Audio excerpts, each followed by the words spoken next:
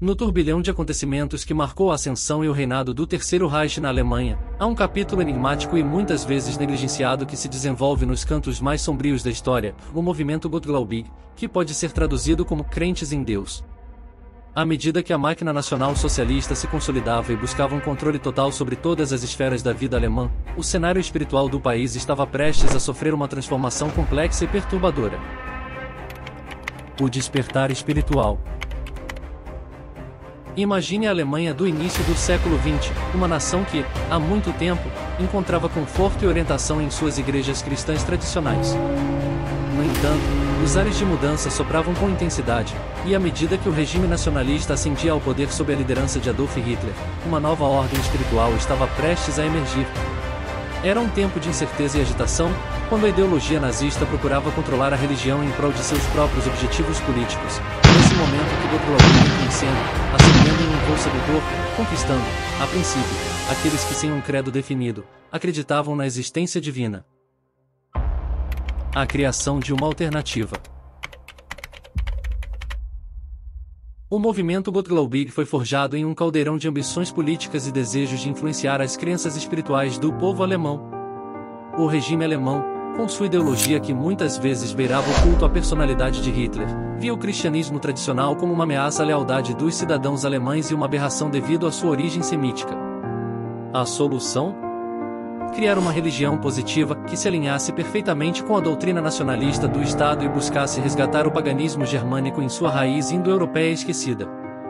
Com o tempo, não apenas o cidadão comum e típico, mas importantes figuras do Terceiro Reich começaram a ingressar nas fileiras pagãs da nova ordem ascendente que vigorosamente acolhia seus novos membros com o salubre bálsamo revigorante de antigas histórias de feitos e glórias de heróis e deuses, enobrecidos pela coragem e bravura, conhecimento e sabedoria, o poder do sacrifício, do amor e respeito à natureza, e a transcendência da alma em seu perpétuo ciclo de contínuas reencarnações.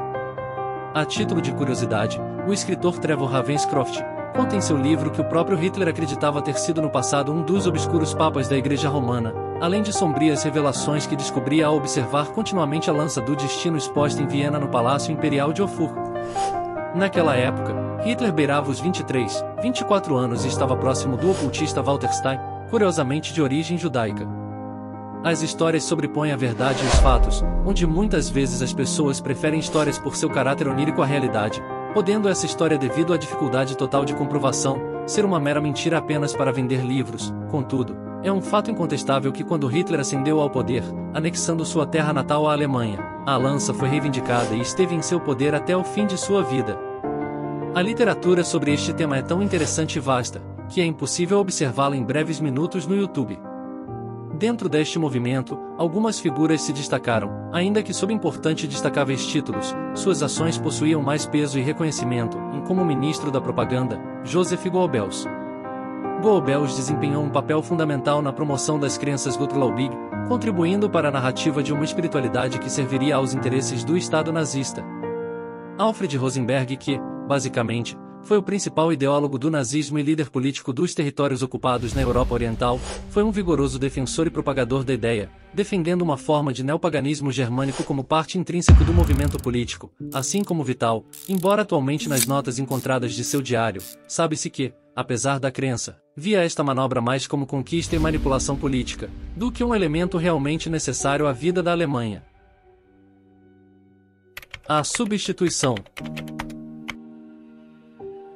Adolf Hitler e seu regime não tinham abertamente a intenção de substituir o cristianismo, tentando evitar um conflito contra a própria Igreja, que era vista como potencialmente crítica ao regime, mas sim de controlar e influenciar as instituições religiosas para que estivessem alinhadas com a ideologia nacionalista e pouco a pouco irem moldando a mentalidade do povo alemão, gerando, assim, futuras gerações exemplares que, então, seriam capazes de dispensar completamente a religião e o Deus cristão. A propaganda e a doutrinação foi massiva, especialmente sobre os mais jovens, facilmente influenciados. Para os mais velhos, recompensas e benefícios emergiam favoravelmente no horizonte àqueles que aderiam à crença, podendo receber positivos augúrios do Estado, como oportunidades de emprego e mesmo promoções, além do doce sabor de pertencerem à religião matriz de seu povo, fortalecendo com isto os vínculos de lealdade e devoção. No entanto, Apesar das estratégias conquistarem milhões de seguidores e uma nova era espiritual parecia à espreita da população alemã, muitos alemães permaneceram fiéis às suas crenças religiosas. A Igreja Católica, por exemplo, mesmo sendo perseguida às escuras, continuou exercendo influência e foi capaz até mesmo de se opor a certos aspectos do regime, tornando a relação com o nacionalismo alemão muito mais complexa do que se poderia imaginar, o que com o tempo passou a gerar uma corrosão na adesão às crenças da Gottgläubig, ainda mais quando o vento leste trazia o aroma fétido da derrota nos cadáveres de milhares de jovens soldados derrotados.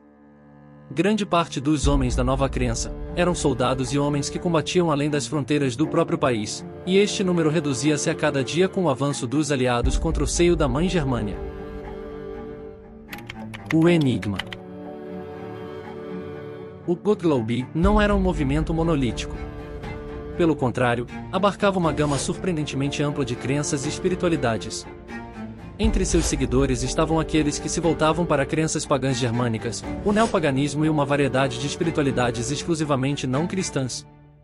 Era uma alternativa às igrejas tradicionais, mas também uma tentativa de moldar as crenças das massas de acordo com a ideologia do regime. Atualmente, o movimento Gottgläubig permanece como um enigma na história do Terceiro Reich. A busca pelo controle sobre a religião, a espiritualidade e a tentativa de substituir as crenças tradicionais por uma nova ordem religiosa, continua a intrigar historiadores e entusiastas da história. O que o futuro reserva para esses segredos ainda não revelados, só o tempo dirá. À medida que nos aprofundamos na história deste movimento, uma pergunta persiste: até que ponto o Estado pode moldar as crenças espirituais de uma nação? O movimento Gottgläubig é um exemplo sombrio de como o poder político pôde tentar influenciar as almas e crenças de seus cidadãos, deixando para trás um enigma que ecoa no corredor do tempo. Como os poderes obscuros da história moldam nossas vidas e crenças, este capítulo sombrio é um convite a explorar o que se esconde nas sombras da memória e a contínua reflexão do que nos aguarda no futuro.